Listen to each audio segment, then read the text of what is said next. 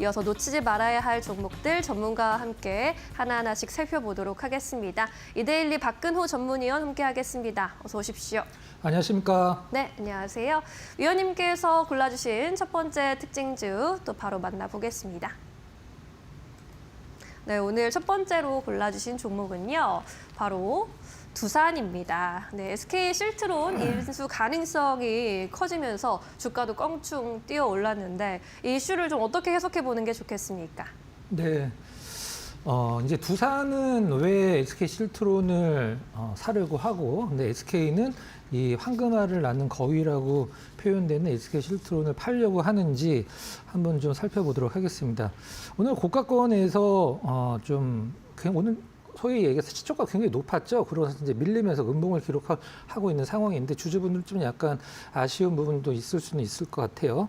오늘 시장에서 두산이 SK 실트론을 인수를 하기 위해서 이제 두산 로보틱스 지분은 이제 매각이라는 단어가 많이 매각은 아니고 엄밀히 얘기해서 PRS라고 해서 프라이스 리턴 수합이죠. 잠시 뒤에 설명을 좀 드릴 텐데. 두산이 SK 실트론을 인수를 하려고 자금을 마련을 한다라고 해서 이게 지금 시장에서 어떤 호평을 받아서 올라가는 게 아니라 두산이 그동안에 이제 SK 실트론을 인수를 하기 위해서 혹시라도 유상증자를 할 수도 있지 않을까라는 우려감이 있었거든요. 근데 그 유상증자에 대한 우려감이 이제 시장에서 사그러들면서 그것 때문에 이제 시장에서 좀 약간 주가 흐름이 좀 나온 것 같은 느낌이 좀 더 큰 것 같아요. 제가 봤을 때는.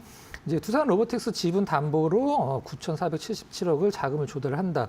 이제 매각이란 단어는 사실 표현하기마다 좀 약간 다를 수도 있긴 합니다만 매각이란 단어 완전히 잘못 표현된 단어죠. 이제 이 PRS가 무엇이냐면 두산이 두산 로보틱스 주식을 금융기관에 맡깁니다. 그러니까 한마디로 담보로 제공을 하는 거죠. 파는 게 아니죠. 근데 그 일정 가격이 기준 가격이 있는데 돈을 갖고 다시 이제 찾아오기 위한 이제 전제 조건인데 그런 은행권은 어떠한 이익이 있냐 하면 물론 이자도 있긴 합니다만은 특정 가격대에서 보통 PRS는 3년 정도 진행을 하거든요. 이 프라이스 리턴 수합은 3년 동안 주가가 오르면 그거에 대한 해당분은 금융기관이 다 갖고 갑니다. 근데 이 기준 가격보다 떨어졌을 때는 그 차익을 두산이 금융기관에 메꿔줘야 돼요. 그런 계약이 바로 이제 PRS라고 해서 프라이스 리턴 수합인데 이걸로 이제 자금을 조달한다는 거죠. 실질적으로 지금 SK 실트론이 시장에서 인정받는 가격이 한 5조 원 정도 되는데 이제 채무가 한 2조 원 정도 더 넘게 있으니까 두산은 한 2조 원 넘게만 조금 현금을 마련하면 이제 인수를 할 수 있는 거죠. 지금 현재 두산의 자체적으로 현금도 한 1조 한 2천억 정도 있는 상황이고 그럼 두산 입장에서는 두산은 지금 이제 완전 반도체 진심인 기업이기 때문에 두산 테스나 그리고 이번에 SK 실트론까지 인수를 한다라고 하면은 두산 BG 우리가 보통 엔비디아 얘기할 때 CCL 동박 적층막 많이 얘기를 하죠. 그 부분과 더불어서 이제 완벽하게 어떤 그 반도체 기업으로 좀 거듭난다라고 보시면 될 것 같아요. 반면에 그 SK는 왜 SK 실트론이 새 전후로 보통 6천억 정도 영업이익이 나오는 기업이거든요. 새 후로도 뭐 잘 나올 때는 5천억, 조금 안 나올 때는 한 4천억 정도 나오는 정말 알짜 기업인데 이걸 왜 팔려고 할까요? 한간에는 SK 최태원 회장이 어떤 재산 분할과 관련돼서 현금을 마련하기 위해서 파는 거 아니냐. 이번에 그 SK 최태원 회장 지분은 매각에 포함이 돼 있지 않습니다. 29.4%가 갖고 있죠. SK가 갖고 있는 부분만 매각이 되는 걸로 알고 있는데 이게 만약에 매각이 된다라고 하면 SK 최태원 회장 입장으로서는 뭐 사실 좋을 건 없죠.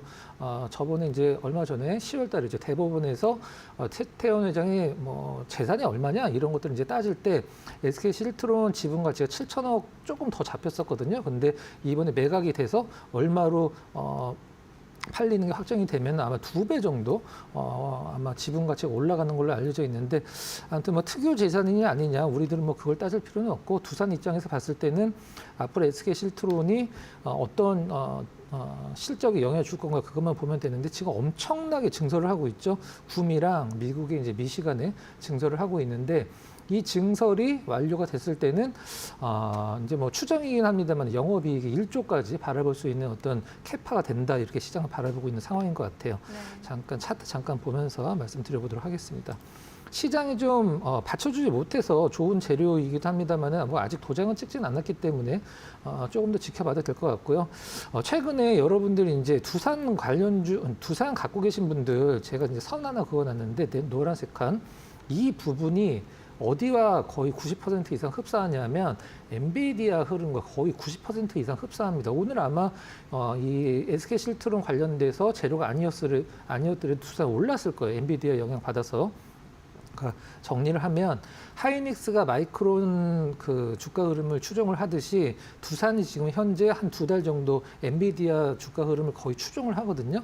단기적으로는 엔비디아 흐름 지켜보시면 될 것 같고 중장기적으로는 SK실트론 인수는 굉장히 큰 호재다 이렇게 좀 표현을 하면 맞을 것 같습니다. 네, 오늘 들려온 호재는 굉장히 큰 호재로 해석을 할 수 있고 오늘 시장이 좀 약하기 때문에 또 연휴 이후에 어떤 흐름 보이는지도 함께 살펴보도록 하겠습니다. 자, 이렇게 첫 번째 특징주 만나봤고요. 이어서 두 번째 특징주 또 열어보겠습니다. 네, 엔캠 살펴보도록 하겠습니다. 여기도 호재성 뉴스가 전해졌죠. 중국 CATL과 전해 공급 계약을 이사회에서 의결했다라는 소식에 강세 흐름 나타나고 있습니다. 엔캠은 주가 흐름 어떻게 볼 수 있을까요? 네, 오늘 방금 이제 앵커께서 짚어주신 부분 CATL과 관련돼서 이 부분만 보면은 뭐 1조 5천억 원, 뭐 5년 동안이니까 1년에 3천억 원, 1년에 3천억 원이면은 엔캠의 지금 현재 매출과 맞먹는 부분입니다. 그러니까 매출이 2배로 늘어나는 거죠. 근데 이 속을 살펴보면 상당히 좀 생각해야 될 부분들이 상당히 좀 많이 있습니다. 방금 앵커께서 가장 중요한 부분을 말씀해 주셨어요. 의결이라고 말씀해 주셨었는데 아직 도장을 찍지는 않았습니다. 네. 계약을 체결을 한 건 아니고 기사로만 나왔을 뿐이죠. 근데 어제 엔캠의 공시를 봤을 때 3개의 공시가 연속으로 딱딱딱 나왔습니다. 이 공시가 무엇인지가 상당히 중요한 부분인데 네. 그 부분을 한번 좀 말씀드려보도록 할게요. 3개에 대한 공시를 타이틀만 한번 좀 읽어보도록 하겠습니다. 타인에 대한 채무 보증에 대한 공시가 나왔어요. 타인에 대한 담보 제공 공시가 나왔습니다. 타 법인 주식 및 출자증권 취득 결정에 대한 공시가 3개가 연달아서 한꺼번에 나왔죠. 이게 바로 오늘 이제 시장에서 노출이 되어 있는 CATL의 5년간의 1조 5천억 정도의 어떤 그 계약과 관련된 부분인데 만약에 1년에 지금 엔캠이 굉장히 힘든 상황이죠. 근데 다른 것도 아니고 이 전 세계 배터리 1위인 CATL과 1조 5천억짜리 계약을 맺었는데 시초가 17% 잡고 KRX 기준에서 지금 밀려서 8% 정도 수준이다. 거래량도 별로 안 나오고 말이 안 되죠. 말이 안 됩니다. 근데 시장에서는 무엇을 염려를 하는지 제가 앞서서 말씀을 드렸던 어제 나왔던 공시 3개의 내용을 간단하게 정리를 해드리도록 하겠습니다. 정말 쉽게 풀어서 말씀드리도록 할게요. CATL이 엔캠한테 요구를 했습니다. 우리가 니네한테 1조 5천억 정도 전에 5년 동안 주문을 할 테니까 우리 자회사인 신다이라는 회사를 니네가 사라. 그 회사를 니네가 600억 정도에 사. 근데 그 회사가 지금 현재 중국은행에 900억이 넘는 빚이 있어. 그거를 28년도까지 못 갚으면 니네가 대신 갚아라. 근데 니네도 못 갚을 수 있으니까 니네 주식을 담보로 맡겨놔. 이게 앞서서 제가 말씀드린 어제 나온 3개의 공시의 내용을 굉장히 간단하게 좀 그 정리를 한 거거든요. 네. 한마디로 무슨 말이냐면 CATL을 우리 자회사 사서 그 자회사에서 전액을 만들어. 그 다음에 600억 정도 인수를 해야 되는데 300억 정도를 처음에 이제 니네가 만들어야 돼. 그걸 내년 초까지 만들어야 돼. 300억을. 근데 엔캠이 그 회사를 인수하는 인수금액 계약 300억이 지금 있을까요? 없죠. 지금 현재 엔캠의 현금상 자산이 한 100억 정도, 조금 한 120억 정도 있습니다. 그래서 엔캠 입장에서는 플랜이 이렇게 될 수도 있습니다. 이건 제 생각이긴 합니다만은 일단 굉장히 회사가 좀 어렵습니다. 지금 계속 적자가 어려우니까 CATL과 1조 5천억 정도 계약을 체결을 하면 이것으로 시장에서 어떤 유동성을 좀 공급을 받을 수 있지 않을까. 그러니까 뭐 제 생각이긴 하면 유상증자라든가 아니면 차입이라든가 아니면 뭐 사채 발행이라든가 여러 가지. 그러니까 우리가 보통 이런 거죠. 우리 확실한 매출처가 있으니까 우리가 지금 돈이 좀 필요해. 우리가 돈을 만드는 걸 좀 도와줘. 뭐 이런 식으로 되는 거죠. 시나리오가 어떻게 되길지는 모르긴 하겠습니다만 오늘 내용만 봤을 때는 엄청난 호재긴 합니다만 어제 나온 공시를 살펴보면 엔캠 입장에서는 CATL이 굉장히 좀 약간 어려운 엔캠을 이제 좀 약간 뭐라 그래야 될까요? 좀 표현이 좀 그렇긴 합니다만은 이거라도 하려면 니네 이 조건을 들어줘야 돼. 이걸 굉장히 좀 안 좋은 조건을 좀 내세운 것 같아요. 그래서 엔캠 입장에서는 그거를 아직 도장은 안 찍었죠. 그러니까 지금 1조 5천억짜리 계약은 뉴스로 발표가 됐지 공시로 발표가 안 됐습니다. 그러니까 네. 아마 이게 뭐 굉장히 큰 호재라고 생각하시는 분들은 공시를 보고 사도 사실 늦지 않을 것 같고 중요한 것은 우리가 이제 전고체 배터리라는 얘기를 좀 많이 하잖아요. 요즘에는 이제 뭐 배터리가 불만 나면 전고체 배터리 쪽으로 가야 된다라고 얘기를 하는데 전고체 배터리 시대가 오면 분리막이랑 전해액은 필요가 없어집니다. 배터리에서. 그 부분도 이제 염두에 두시고 뭐 지금 당장 뭐 전고체 배터리가 상용화되는 거는 당연히 아니긴 합니다만은 결국 그 배터리의 끝이 전고체 쪽으로 간다라고 생각을 한다라고 했을 때 전고체 배터리는 분명히 전해액과 분리막이라는 것은 들어가지 않는다라는 부분도 일단 좀 배터리 쪽에 참고를 하시면 될 것 같습니다. 차트 잠깐 보면서 말씀드려보도록 할게요. 네.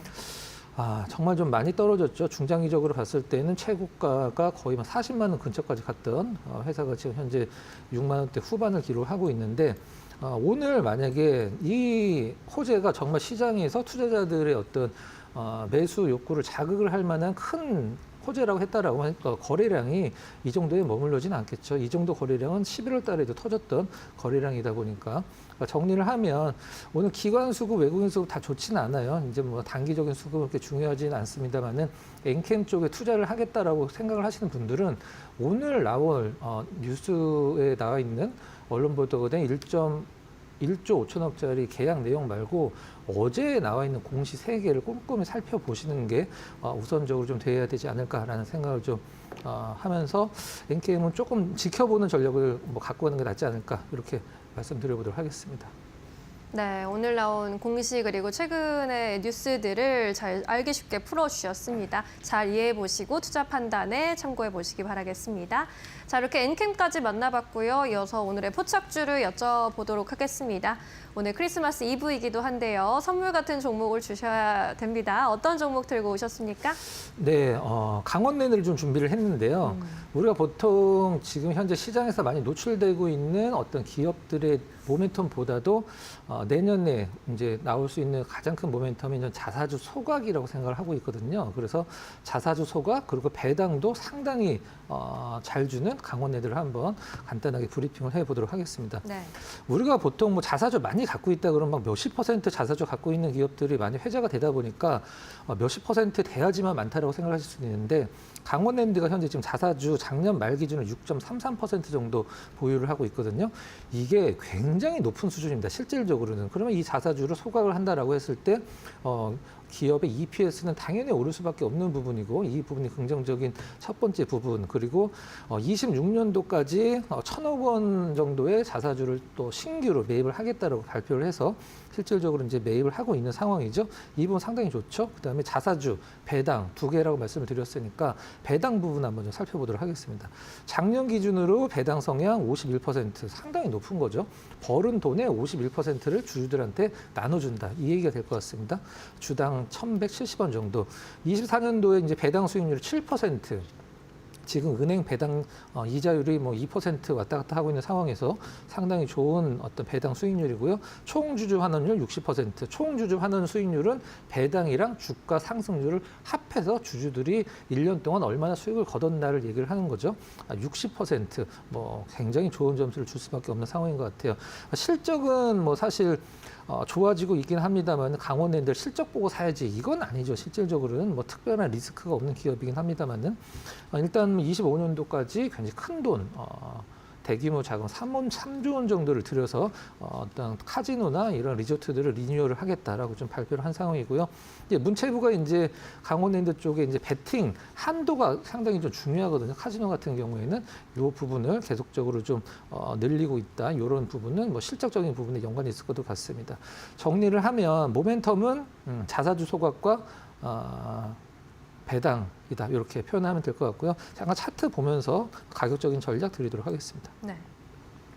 시장이 최근에 좀 약간 삼성전자는 뭐 최고치 얘기가 나오긴 합니다만은 최근 시장이 그렇게 녹록한 시장은 아니죠. 그래도 나름대로 좀 안정된 흐름을 좀 보여주고 있는 상황이고요. 매수 가격은 현재 18,920원인데 19만 원 이하로 이제 정하도록 하고요. 목표 가격은 22,000원 정도로 정했는데 22,000원이다라고 하면 올해 고점보다 살짝 조금 더 높은 가격이 될 것 같네요. 그리고 손절매 가격은 17,700원인데 17,700원은 바로 직전 저점 정도 설정을 하시면 될 것 같습니다. 네, 배당 수익률 잘 챙겨볼 수 있는 기업이고요. 앞으로의 흐름 주목해 보도록 하겠습니다. 목표가, 손절가까지 꼼꼼하게 챙겨가 보시기 바라겠습니다. 오늘 여기까지 들을게요. 자세한 설명 고맙습니다.